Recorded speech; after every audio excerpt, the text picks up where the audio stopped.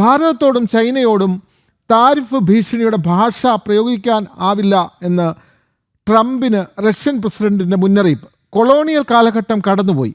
അധിക താരിഫുകൾ ഭാരതത്തെയും ചൈനയെയും ലോകത്തിൻ്റെ മുൻനിരയിൽ എത്തുന്ന തകർക്കാൻ ലക്ഷ്യം വെച്ചുള്ളതാണെന്നും വ്ളാഡിമിർ പുടിൻ.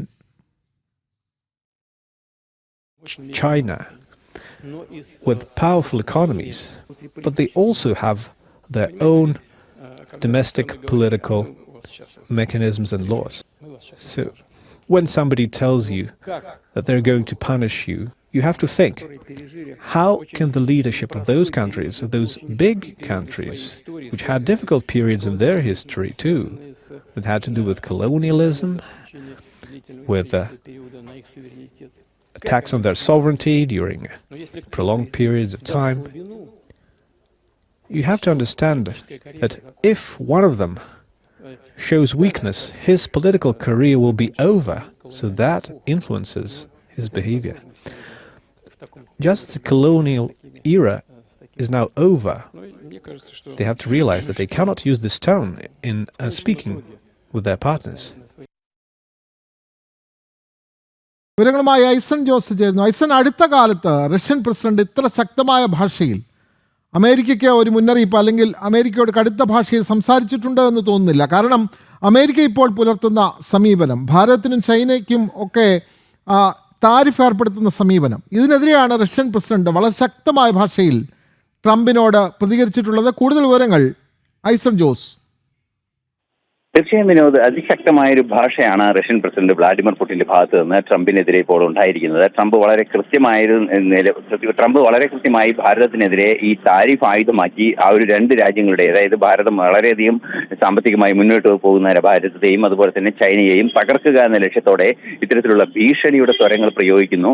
ഇത്തരത്തിലുള്ള ഭീഷണിയുടെ സ്വരങ്ങൾ നിലവിലെ സാഹചര്യത്തിൽ പ്രയോഗിക്കാനാവില്ല. അത് കൊളോണിയൽ കാലഘട്ടത്തിൽ, അതായത് 40-കൾക്ക് മുൻപ് ഉള്ള ഒരു കാലഘട്ടത്തിൽ അല്ലെങ്കിൽ 50-കൾക്ക് മുമ്പുള്ള ഒരു കാലഘട്ടത്തിൽ മാത്രം പ്രയോഗിക്കേണ്ട ഒരു ശൈലിയാണ് എന്ന ഒരു സൂചനയാണ് അദ്ദേഹം കൃത്യമായി പറയുന്നത്. കൊളോണിയൽ കാലഘട്ടം കഴിഞ്ഞു എന്ന് തിരിച്ചറിവ് വേണം. നിലവിൽ ആ സാഹചര്യങ്ങളിൽ ഈ രാജ്യങ്ങൾ വലിയ രണ്ട് രാജ്യങ്ങളാണ്. ഈ രണ്ട് രാജ്യങ്ങൾക്കും സ്വന്തമായ ഭരണ സംവിധാനങ്ങളും ഭരണകൂടവും സംവിധാനങ്ങളും എല്ലാം തന്നെയുണ്ട്.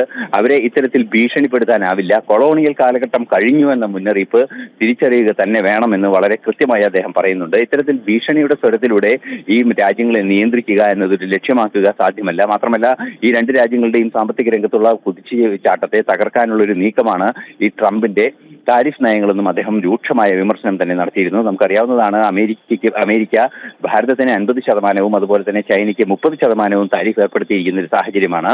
പ്രധാനമായും എടുത്തു പറയേണ്ടത്, ഭാരതത്തിന് ഏർപ്പെടുത്തിയിരിക്കുന്ന താരിഫിലെ 25% എന്ന ഘടകം റഷ്യയിൽ നിന്നും എണ്ണ ഇറക്കുമതി ചെയ്യുന്നതുമായി ബന്ധപ്പെട്ടാണ്. ഈ കാര്യങ്ങളെല്ലാം തന്നെ ചേർത്ത് വായിക്കുമ്പോൾ ഭാരതത്തെയും ചൈനയെയും റഷ്യയെയും കൃത്യമായി ടാർഗറ്റ് ചെയ്യുന്ന ഒരു നീക്കം അമേരിക്കയുടെ ഭാഗത്തു നിന്നുണ്ടാകുന്നുണ്ട്.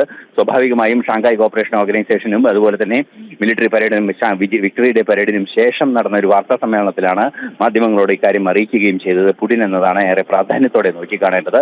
തീർച്ചയായും വരും കാലഘട്ടങ്ങളിൽ ഭാരതവും റഷ്യയും ചൈനയും ചേരുന്ന അതിശക്തമായൊരു സഖ്യം, ഈ ഏഷ്യൻ രാജ്യങ്ങളുടെ സഖ്യം തന്നെ ഉണ്ടാകാനുള്ള വലിയൊരു സാധ്യത, അതായത് നേരത്തെ നമ്മൾ കണ്ടതിനേക്കാൾ ഏറ്റവും ശക്തമായൊരു സ്വാധീന ശക്തിയായി ഈ മൂന്ന് രാജ്യങ്ങളും മാറാനുള്ള സാധ്യത, അല്ലെങ്കിൽ മാറിക്കൊണ്ടിരിക്കുന്ന ഒരു അവസ്ഥ തന്നെ നിലനിൽക്കുന്ന ഒരു പശ്ചാത്തലത്തിലാണ് പുടിന്റെ കൃത്യമായ മുന്നറിയിപ്പ് എന്നതും രാഷ്ട്രീയമായും ആഗോളതലത്തിലും ശ്രദ്ധേയമായ ഒരു നീക്കമാണ്. അതെ, വളരെ വ്യക്തമാണ്.